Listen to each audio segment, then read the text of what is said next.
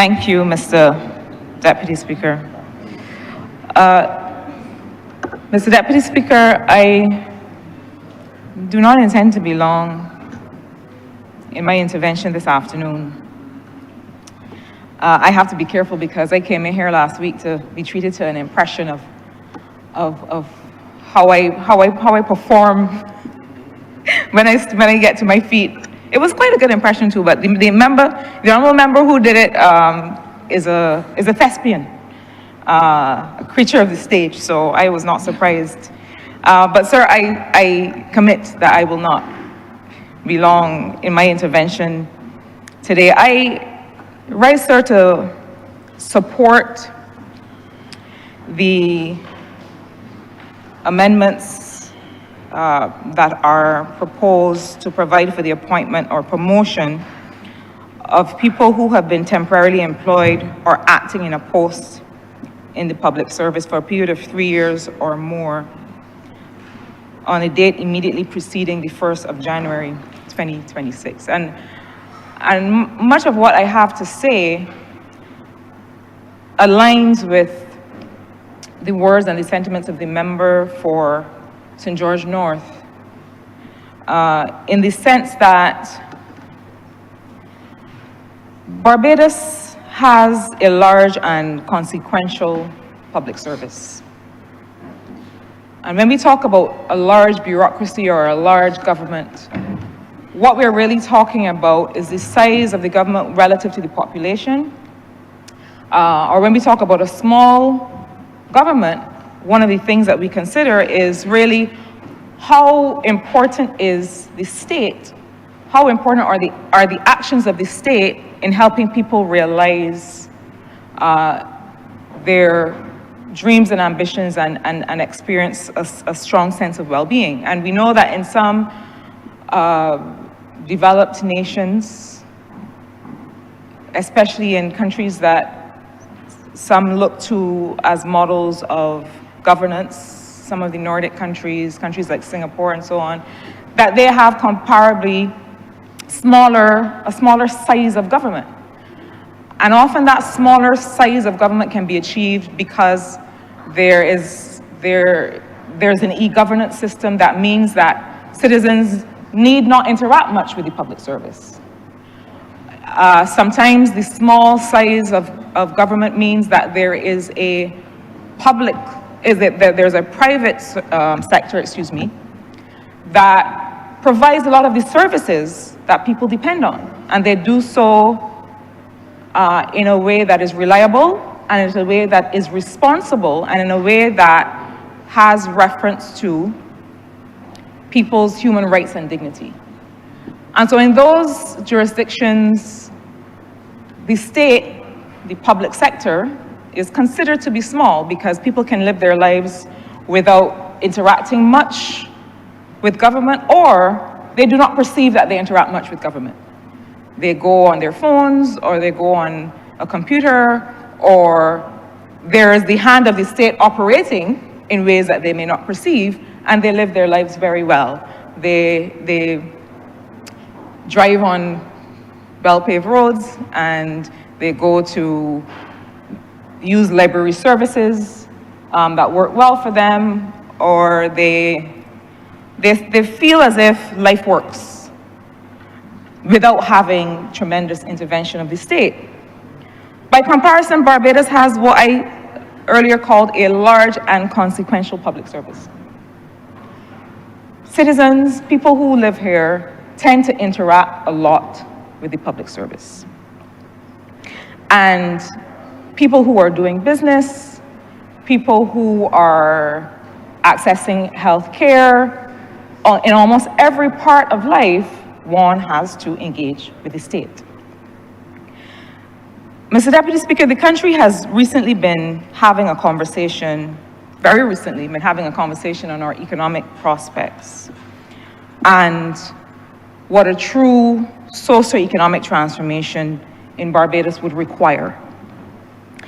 What are the necessary inputs of an inclusive industrial policy that serves all? And I make reference, sir, to an industrial policy because whether we like it or not, It is necessary. Whether we like it or not, it is necessary. And I know that in global economic discourse, the industrial policy as a tool has risen and fallen in and out of vogue. But certainly over the last few years, the rapid changes in technology and in and also in climate policy, in how countries and companies are finding themselves moving away from what we would call brown investments or investments in fossil fuel-driven industries towards greener investments.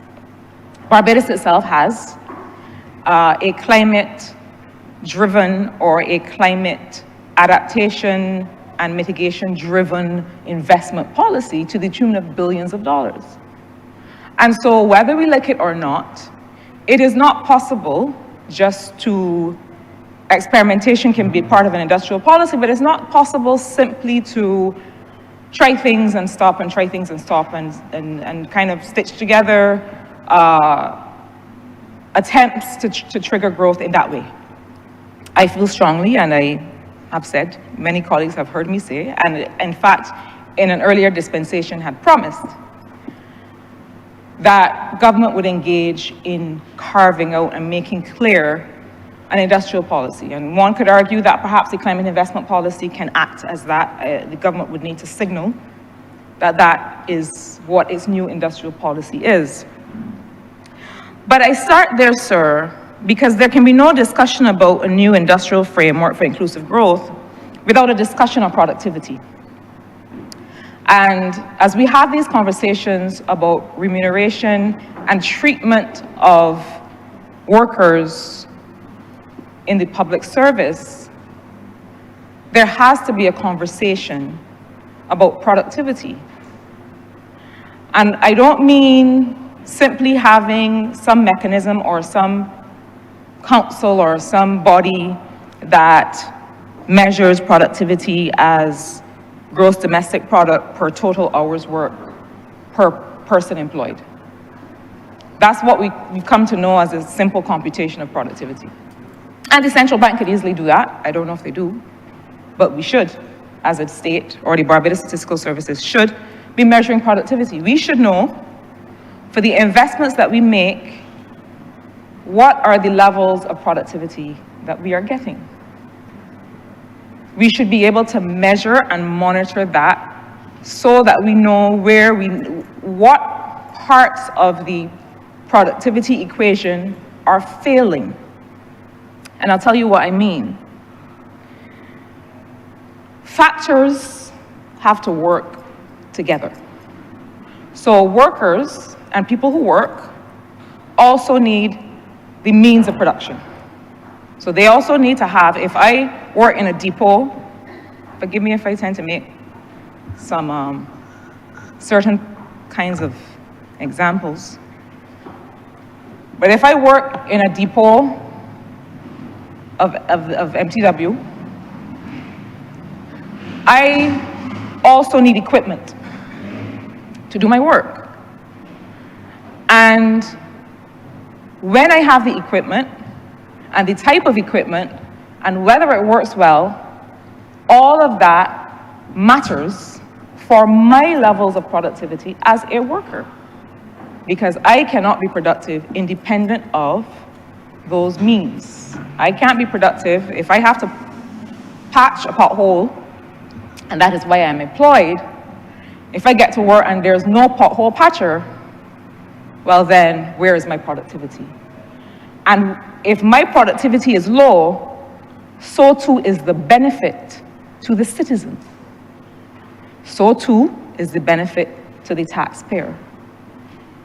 So whether, and the member for St. George North made reference to it, whether the conditions in which I work help maintain my health, so the Safety and Health at Work legislation on which the member for St. Peter spent so much effort to make sure that workers remain safe, and I'm sure will equally spend a lot of time on its implementation and monitoring, that is also a part of my productivity.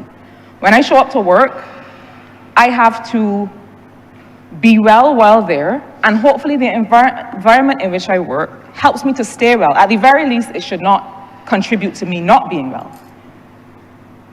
So the environment in which I work, whether I have technology or other equipment that I require in order to work, there are certain things, Mr. Deputy Speaker, that have to line up at the right time. So it doesn't make sense, for example, me getting a piece of equipment in a season or in a quarter where works can't be done, where it is the worst of the rainy season and there is some downtime for the sector, and all of a sudden the equipment that needed fixing is now fixed for that period, but for the rest of the year, when it is hot and dry, I don't have any equipment to work.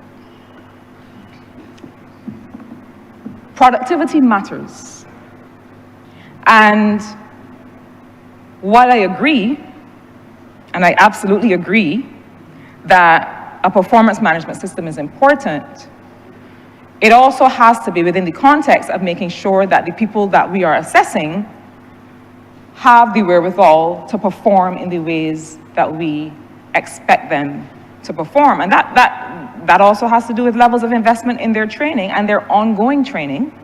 And I'm also not talking about simply sending somebody to do a training overseas and having it checked off that they have gone and been trained in generative AI, and then they come back and they're still working with one of those white IBM desktop computers that have no hope of engaging in doing any Python coding or any of the things that are needed in order to say that you are a part of the digital transformation.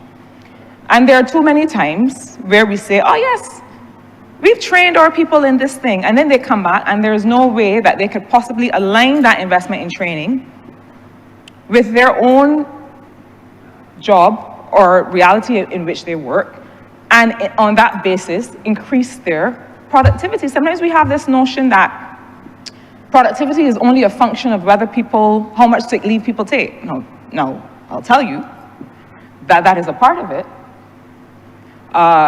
If we have situations in which we have high levels of absenteeism for whatever reason, that is also a factor. But the point I'm making, sir, is that it has to be taken and considered together. And some of the levels of frustration to which the member for St. George North referred also have to do with the fact that there are people who want to produce, and they find that they are limited in the levels of productivity that they can realize because of inputs or factors that are not provided to them. Now, sir, in all things, any conversation on rights has to be accompanied by a conversation on responsibility. And I will always make reference to both sides of that equation. That what this legislation does, and other members before me made reference to the many increases in benefits and reinforcement of benefits that over a 7-year period this Barbados Labour Party government has been able to deliver in circumstances where a previous Democratic Labour Party government over 9-10 years had never been able to deliver. And so those things are important, and the rights to those benefits and to those enhancements are important, but so too are the responsibilities to convert those benefits, or to understand that those benefits come as a part of a consideration for work that is done and service that is delivered to people.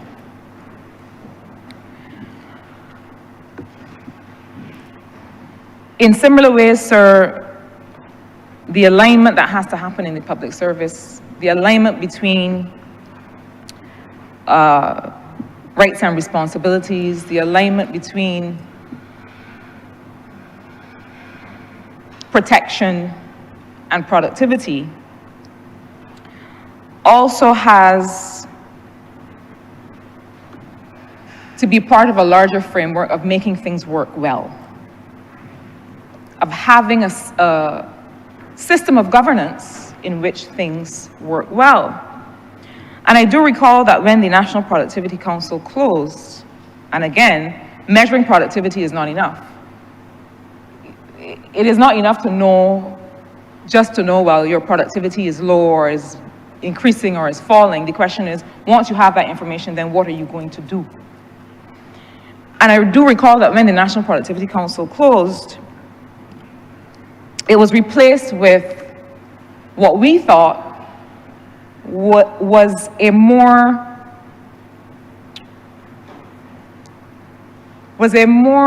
effective and immediate response to improving people's experience of government, because that's really what it is. When government functions well, it means that the people and businesses that require services of government are able to easily access those services. That's what it means.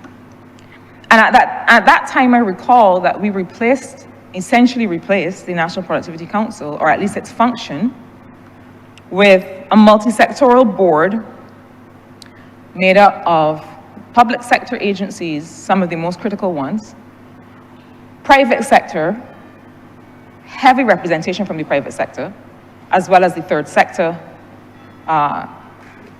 labor, and so on.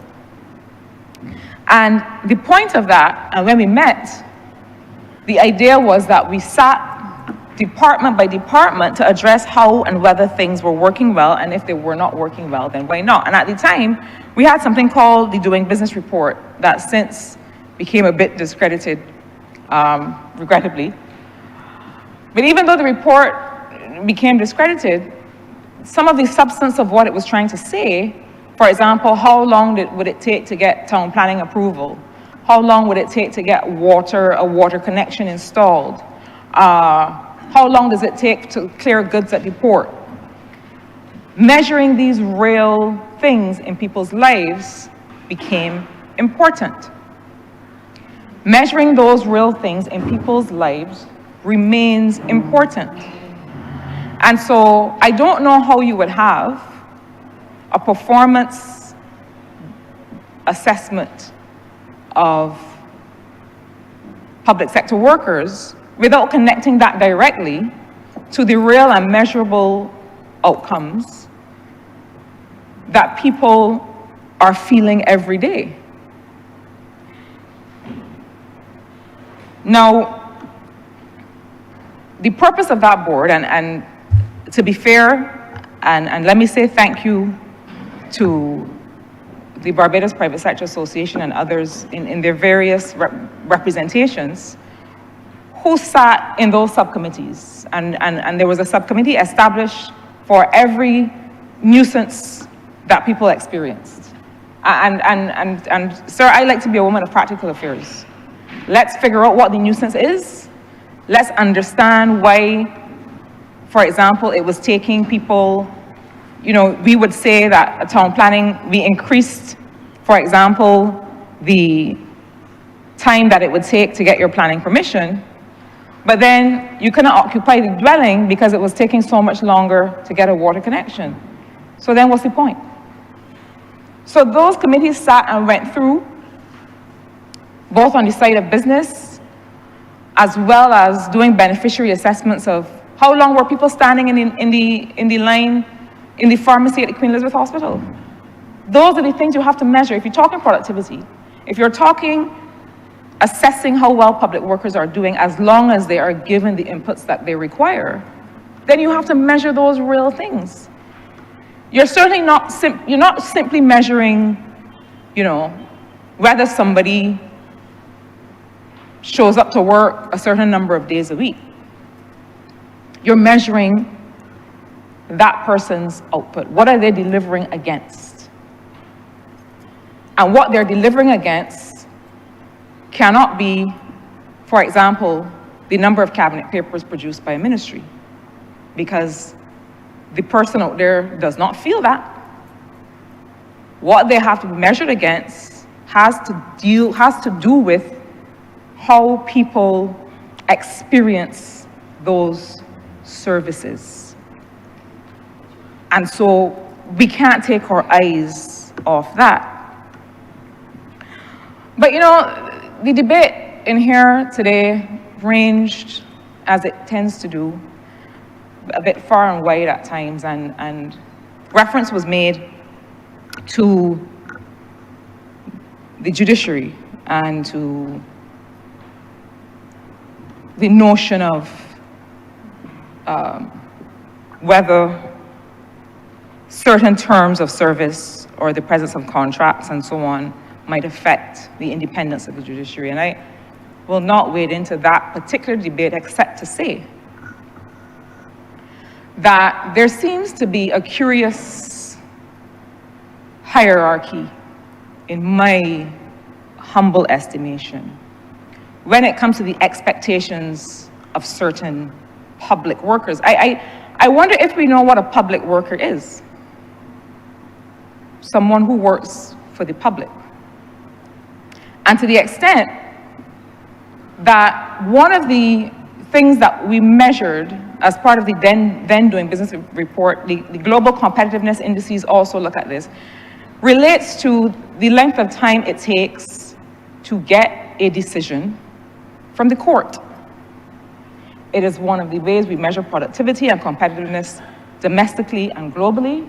But quite frankly, it is also one of the things that people every day are frustrated by as they live their lives. And with all due respect to those who sit in judgment and have to give decisions, how are we, remember, we're talking rights and responsibilities. How is it that we seem to have so many conversations about terms and conditions and protection of that category of worker, and so few conversations about the responsiveness of that category of worker, about the performance, about being able to deliver decisions, to deliver judgments on cases in order to allow people to get on with their lives? I'm so sorry, but that is not a protected class of worker. But we seem to have a lot to say about performance assessments of every other category. But this is one that is so consequential to the average person, as well as to whether we are able to attract investment to this country. There are potential investors, local, regional, international, who make decisions about whether they will invest in a jurisdiction because they say, you know what? If I have to bring an action in the court, if I have to litigate a matter, well, I don't know if I'm going to get a judgment in 5 or 7 or 10 or 20 years. I can't tie up my resources in that jurisdiction.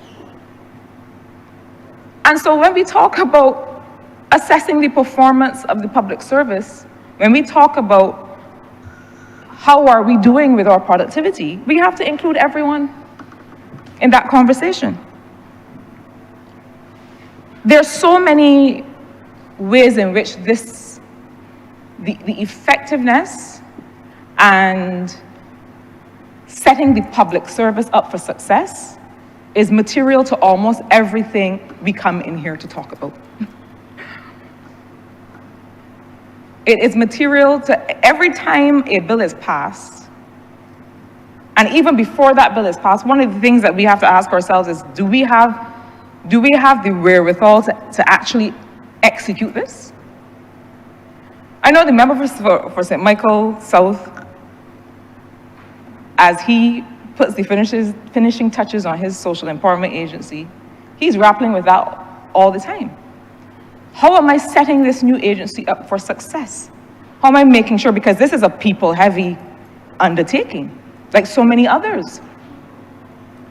And so how am I making sure that we are crafting a public service framework?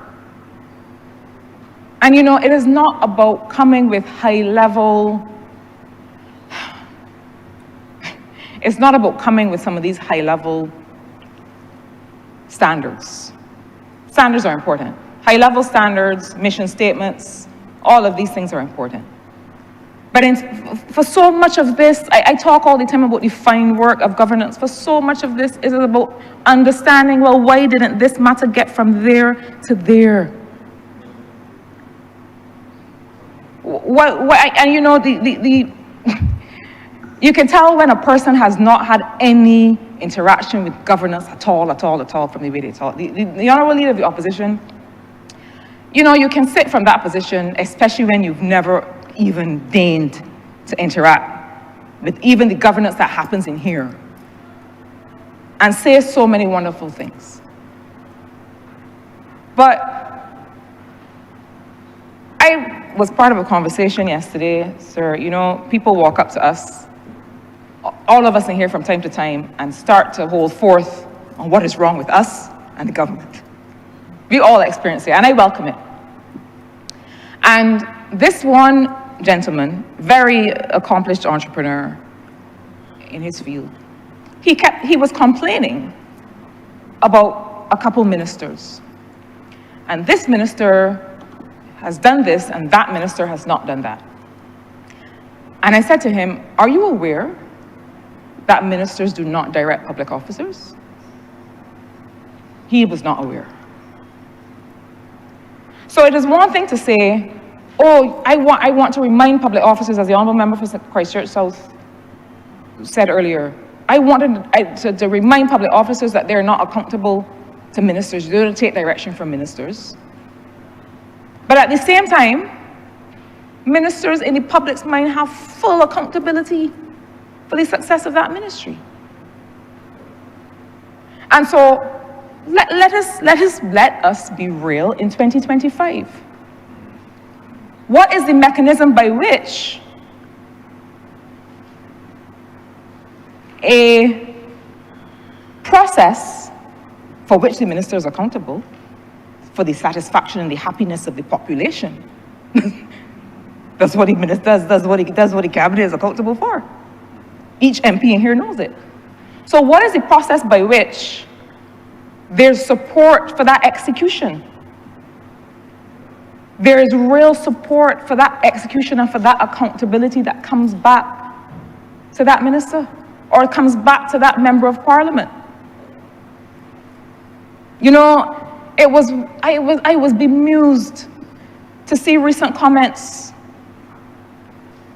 that suggested that there are too many MPs. I mean, and the irony of the origin of the comment from an unelected official with a platform to be able to say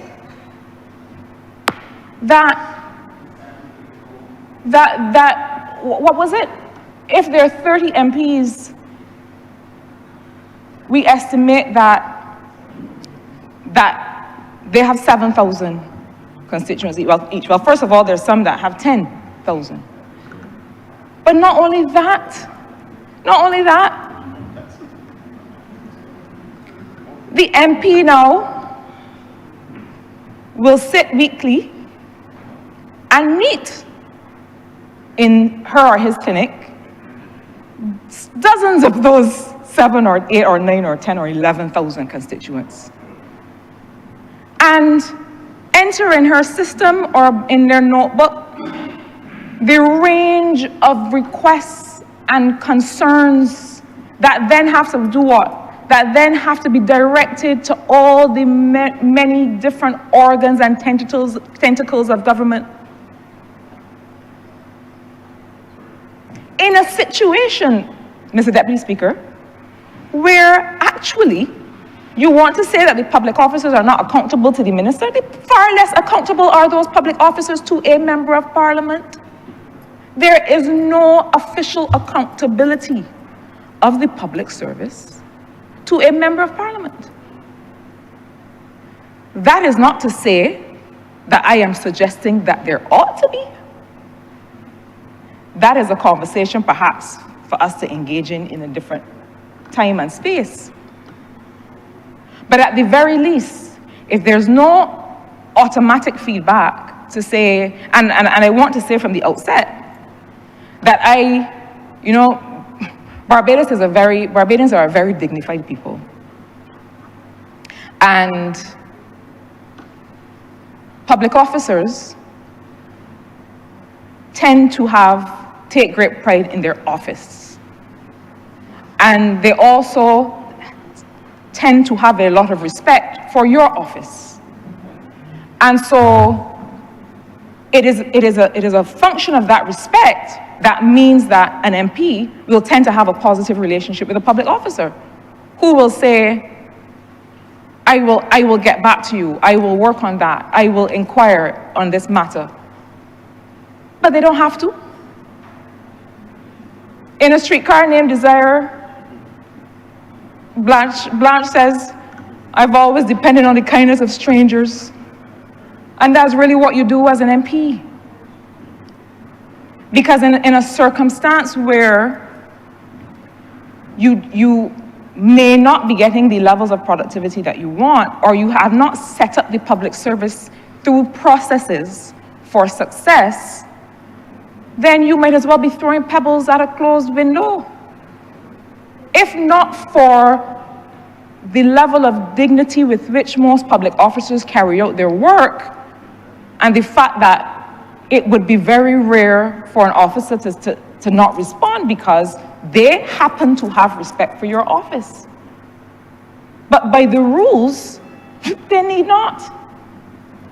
And so the notion that scrambling, and forgive my non-parliamentary language, but scrambling as we are every day, fighting for our lives, to match the level of responsiveness that constituents expect, and then to hear from a member, there are too many of us.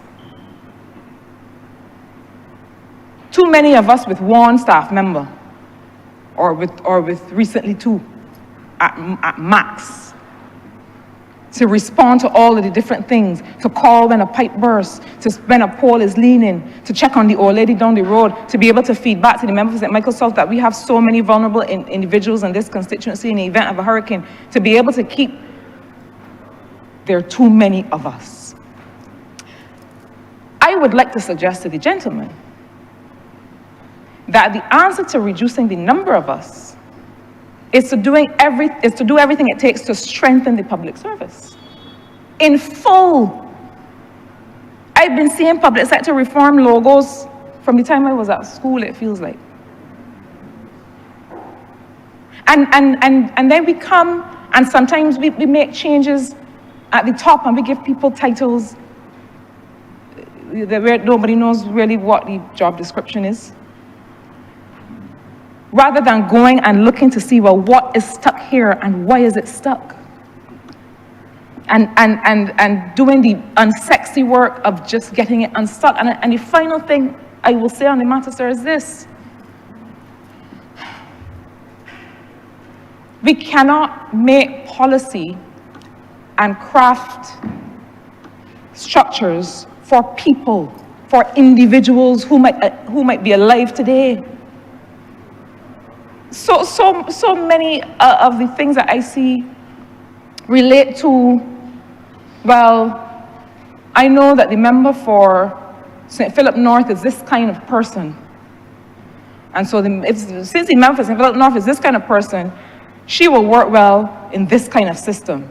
And then when that kind of person goes away, you got a system that doesn't work for the next person that's coming. I implore us, sir, to improve process and systems, to engineer them so that it does not matter who is there, that they work because there are good systems and because there are good processes. I know that Barbados is small and one has to have reference to who is there at the time that you are there, but I can only implore that we begin to understand that it is process that will mean that when all of us in here are home in our rocking chairs, well, I don't plan to use a rocking chair, I plan to be climbing some peaks and watching you all on the news. But so when we have passed to different roles that we can say, we created this system and it is still working today. That is what we are called on to do. I agree that this legislation is not a panacea. It is not intended to be, but it gives us an opportunity to identify what must be the concurrent investments in creating a public service that is set up for success and that is set up for longevity. Mr. Deputy Speaker, I'm obliged to you.